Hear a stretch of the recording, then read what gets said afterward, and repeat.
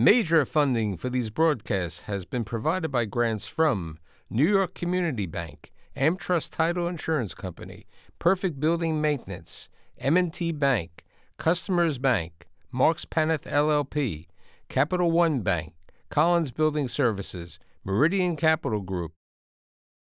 Additional support has been provided by grants from AKA Hotel Residences Corman Communities, Ariel Property Advisors, Amerant Bank, Bank of America Merrill Lynch, Briarwood Organization, Chase Commercial Mortgage Lending, Chase Commercial Term Lending, Citizens Bank, Dime Community Bank, Douglaston Development Levine Builders, Flushing Bank, Friedman LLP, Handro Properties LLC, Handler Real Estate Organization, Hodges Ward Elliott INC, Investors Bank, James D. Kuhn Real Estate Institute at Syracuse University, John Casamatides Red Apple Group, Keysight Capital Partners, Matone Group, New Banks, Newmark Knight Frank, Ocean First Bank, Optimum Window Manufacturing Corp., People's United Bank, Rockefeller Group, Rosewood Realty Services, Stonehenge NYC, SVN CPEX Real Estate Services, Tierra CRG, the Meringer Family Foundation,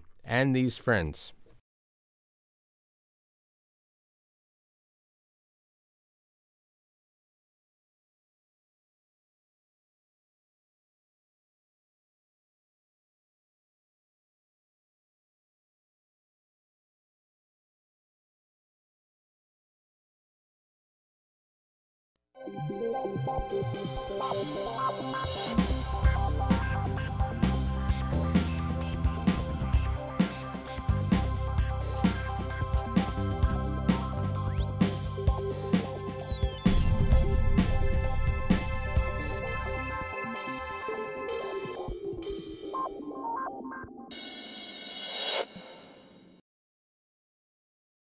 Oh boy, retail. People are scared of retail, but the world is not bad in retail. It's a misconception. There's a perception out there. So today I've assembled individuals who are involved in retail, in all different aspects of retail. One of them happens to be the banker who lends to the individuals in the retail market, Paulo Garcia, who is the market managing director for real estate finance for Amerant Bank. Then we have the broker, Jeffrey Roseman, who is the executive vice chairman at Newmark Knight Frank.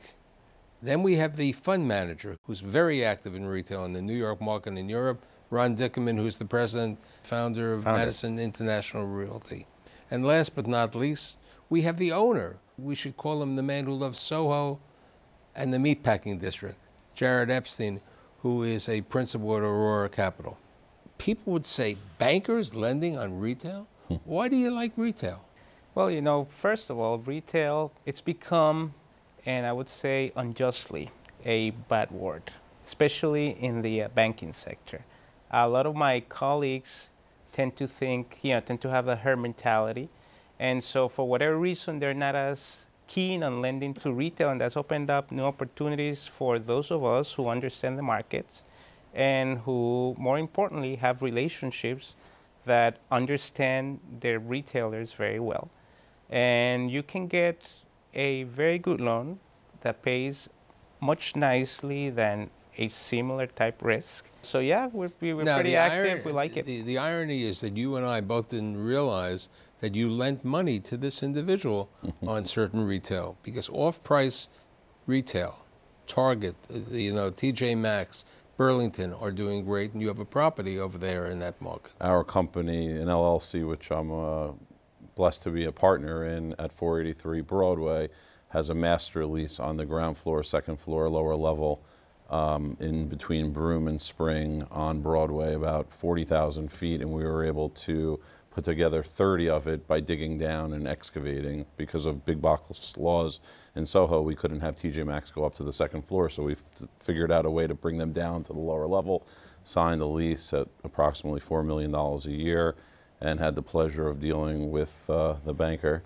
to refi out all of our equity. And now we enjoy the cash flow. Now we have a private equity individual who's had retail all around the world, and then over the last, what is it, about 10 years when you bought the first 49%? Started in 2011, so Right, just about 9 years. 9 years, who bought the entire Forest City Ratner New York City retail portfolio. Let's talk about that, because that's unique retail. Sure, very, very unique. And the facts are we actually bought it in pieces. Our first acquisition was a 49% interest to facilitate Forest City's development of Barclays Center, which is at the time was a hole in the ground directly across from what we now own, which is Atlantic Center and Atlantic Terminal. And our view was sticking close to these urban demand drivers like what was going to be Barclays and what is 42nd Street and Times Square probably was a good thing. And our view is transit-oriented retail is somewhat of the holy grail. Atlantic Terminal gets its name because it's directly on top of the intersection of the Long Island Railroad and the New York City subway system. So 3 or 4 years later, when Barclays ultimately opened its doors, we had 2 million people a year coming through Barclays, driving demand in our properties. But the linchpin of what we observed is that this is urban, infill retail. It is highly productive. The rents are still, even today, well below market. But the trick for us is that the leases go on for 10 to 15 years with option periods thereafter, and the store owners are each doing $700, $800 a square foot. So for us, it's a bit of a jigsaw puzzle in terms of moving the pieces around, finding opportunities to drive NOI growth, and also trying to re-merchandise the properties to give our customers and our patrons the type of tenancy that they really want. Now, what's also interesting, you inherited certain Times Square retail. We did indeed. The Madame Tussauds Wax Museum complex on 42nd Street is our largest retail holding. And our view is Times Square is rumored to be the #1 tourist destination in the United States, and we have the second largest retail asset in Times Square. So what's also interesting is Madame Tussauds, as we were talking about earlier, pays no rent until 2032. And the reason is it was the initial gift to Bruce Ratner, the developer of the property, and really triggered a lot of the gentrification and redevelopment of Times Square. We'll own these properties for a while, and our objective is to re-tenant and to re-merchandise the assets, to facelift and renovate the properties and make them interesting.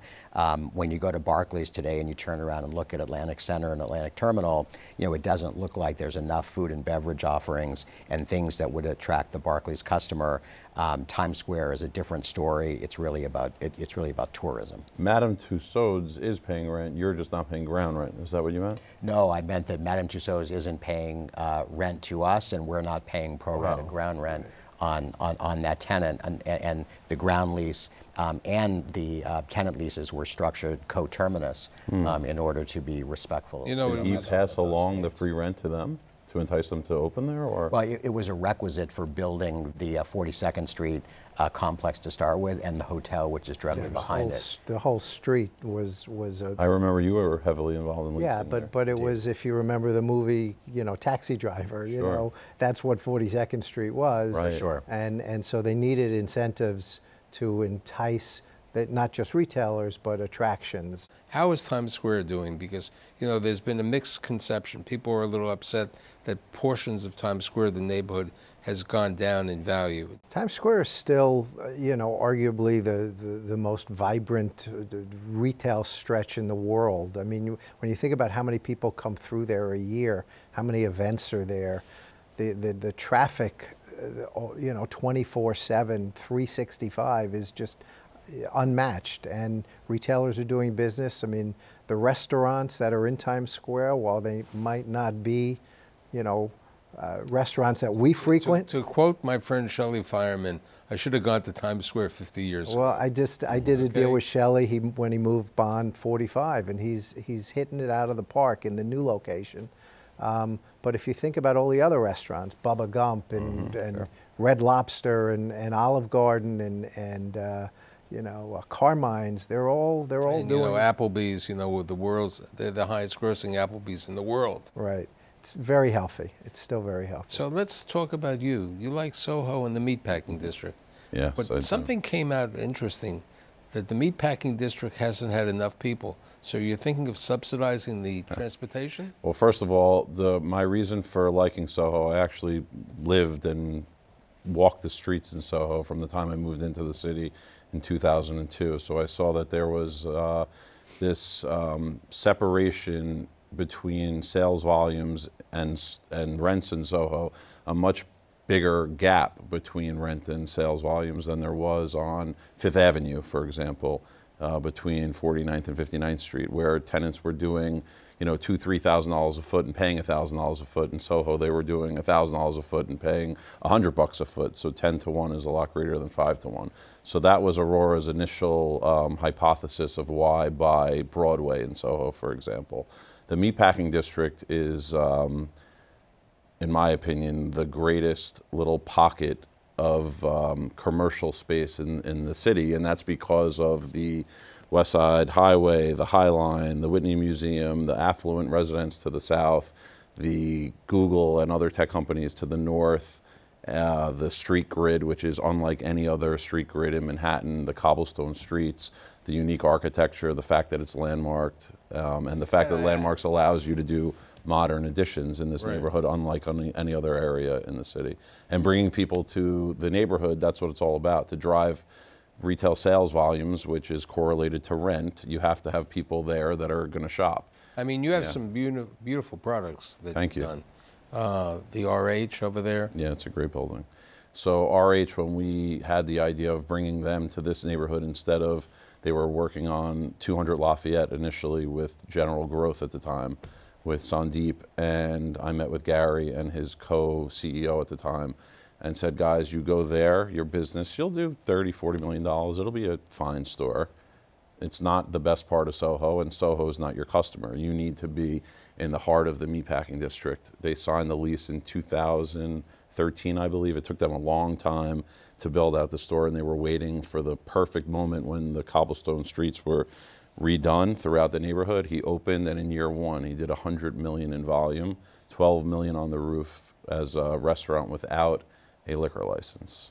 Without a liquor license. Without a liquor license, the stock went from 25 to 240.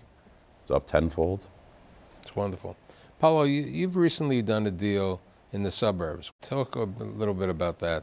Yes, I believe you might be referring to the deal we did in Westchester Village, in close to Eastchester. That's another one of our existing relationships. Ashkenazi Acquisition Corporation found this great site. And it's not only retail. Retail is about 30% of the overall revenue of the project. There's also medical office and some regular office. So we like that about the project, that you're not just retail. You have several demand drivers and, you know, elements bringing traffic into the project, such as, you know, medical office, which gets a lot of traffic.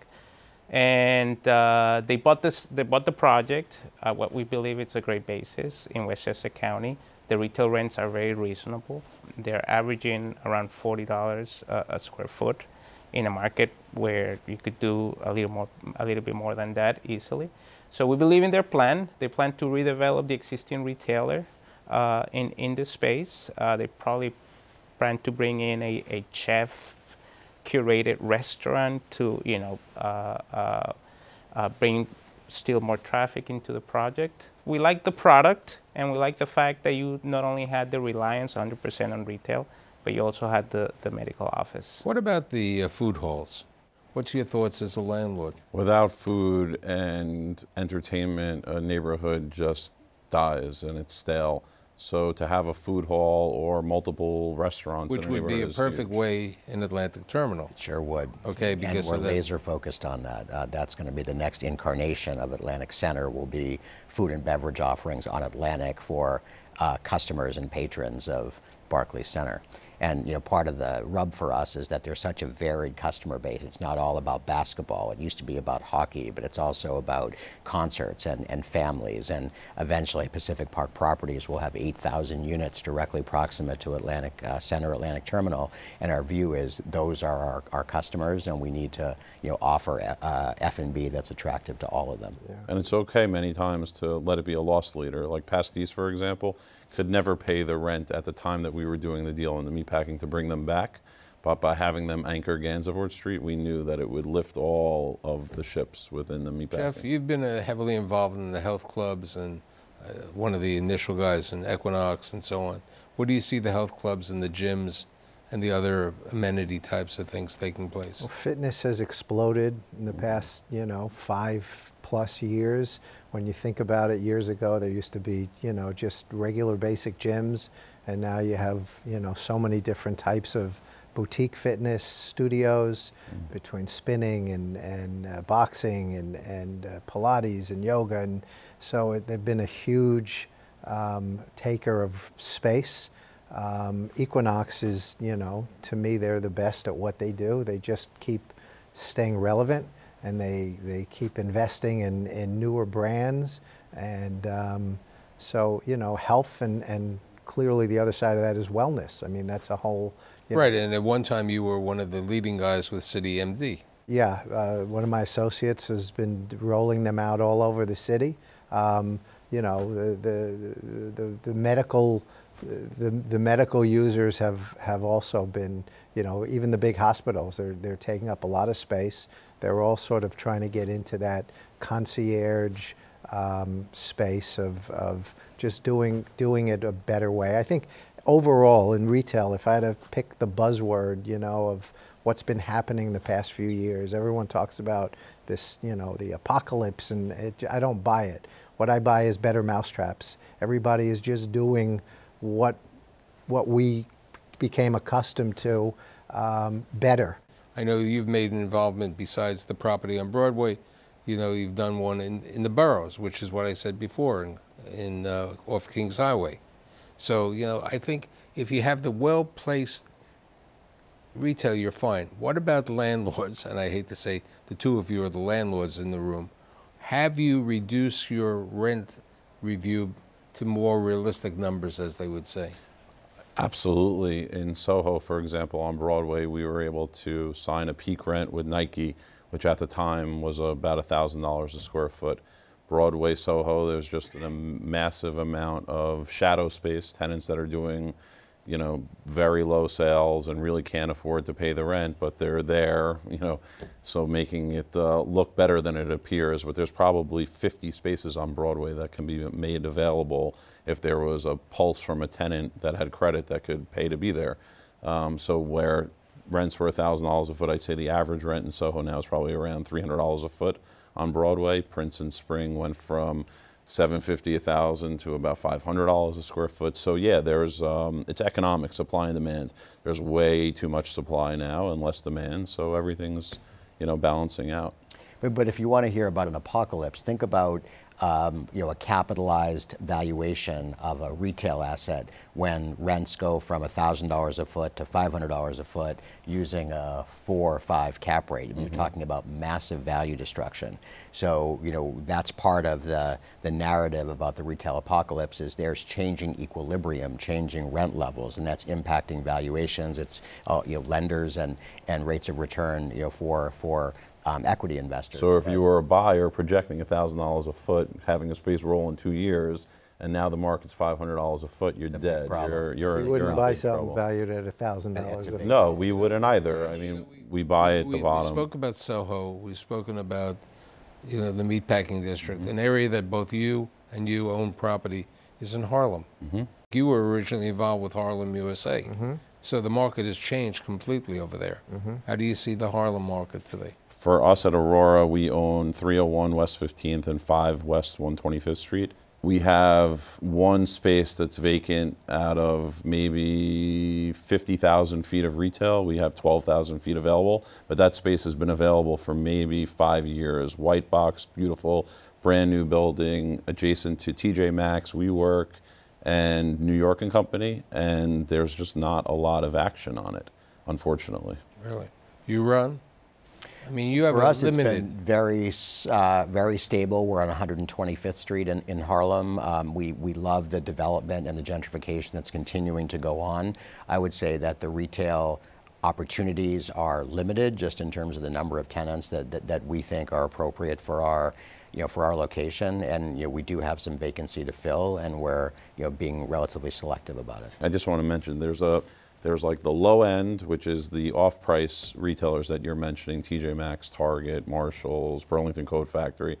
there hasn't been that much disruption in that space, except there's been many tenants that have gone out of business. So the ones that are surviving are thriving. Right. The middle of the market, the Gaps, the Old Navies, Victoria's Secret, limited brands, stale, old dinosaurs that are just, That's why they're closing the Gap. they're getting destroyed. And then you have the luxury and the aspirational, the experience, and those tenants are doing great. So it's a street like 125th Street is hard, and Broadway and Soho and 34th Street and 42nd Street, because that business What's is your not great thoughts anymore. in general, open to anyone, on the vertical malls? I remember I was a skeptic on Time Warner Center a number of years ago. But if you followed through over the 17 years, there has been a major transition in the type of tenants who have been there. From first generation tenants to Correct. second generation tenants. I for think you're sure. at the second and third generation in many cases. Except How Whole do- Foods, it's still their #1 store, and It's still great. Location, location, location, though, right? But the funny thing Central about Park. that Whole Foods is, you know, it goes against all rules of a supermarket. They're 2 levels below grade, and they still do, you know, $100-something million. Nobody needs to look outside when you're in a supermarket or at the But TJ you got to Maxx. carry bags, you know. But they do it. It's incredible. So who are the new tenants coming into town? You know, the interesting thing is, again, you know, the perception is the world is going online and everyone wants to shop online, but online retailers only want to open stores. So they're all sort of, You can't try on suits on an online you can't retail. do a lot of things online. Right. And so, look, And if you follow, look, the Warby Parker is opening up more bricks and mortar spaces. and doing a great job with it. Correct. And what Jeff just said is critical, is that most online retailers are now realizing that 1 + 1 = 3, that you have to have a physical store and an online presence, and the two of those together are additive, and I think that really is the future. You know, it isn't as if that online is going to cannibalize physical stores and vice versa. When you're talking about Warby Parker and Bonobos and a lot of the online retailers, when Amazon bought Whole Foods, it was another great example of what's going on in the grocery business, that Amazon figured out home delivery from a warehouse, you know, is not going to be as effective. I mean, as what if we look at the Trader Joe's and the Whole Foods, now you're seeing Lidl coming in, Aldi coming in. Aldi has been increasing their numbers and so on. But you're involved also with a outlet center, they would say, in Staten Island. Tell me a little bit about that. It's a very unique project. It's at the base of the Staten Island Ferry, which, you know, most of us, you know, I hadn't been on since probably the 3rd grade. and then when I did a little research and realized it's, you know, after Times Square, it's probably the next leading tourist attraction in the country. You know, 25 million people ride the ferry to see Statue of Liberty. It's the best viewing spot for the Statue of Liberty. It's a free ferry.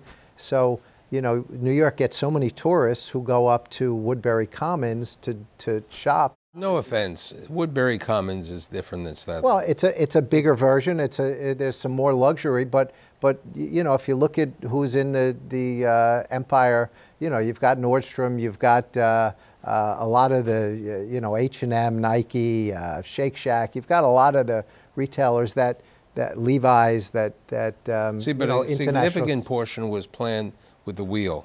Yes. And the fact that the wheel is not taking place Yes. is definitely having an effect. or maybe taking place.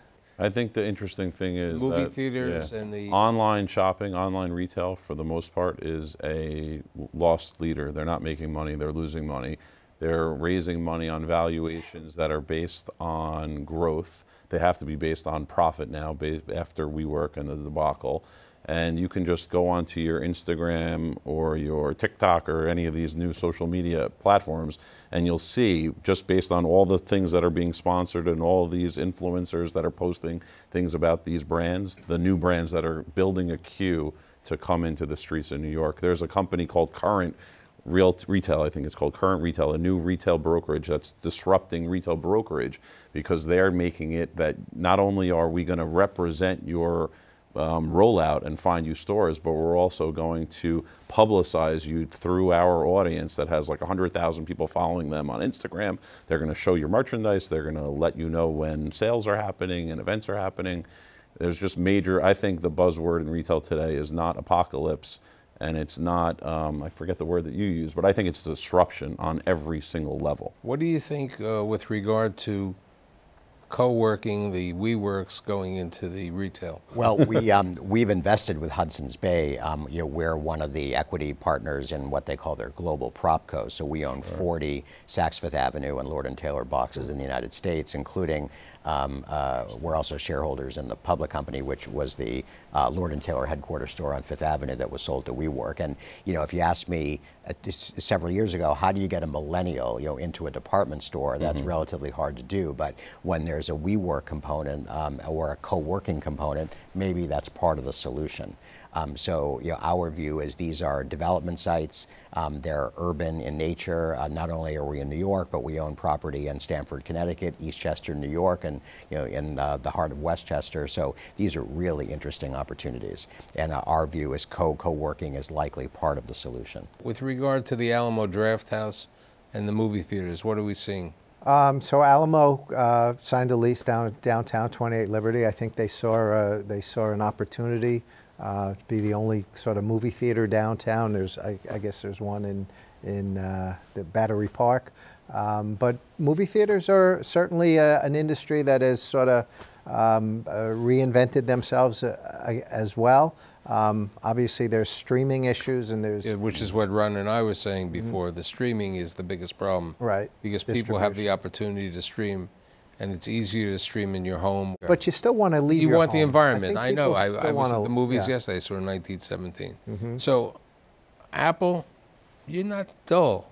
Retail is positive, and I think having the 4 individuals here to provide their insight told me that. I'd like to thank Paulo, Jeff, Ron, and Jared, and see you next week.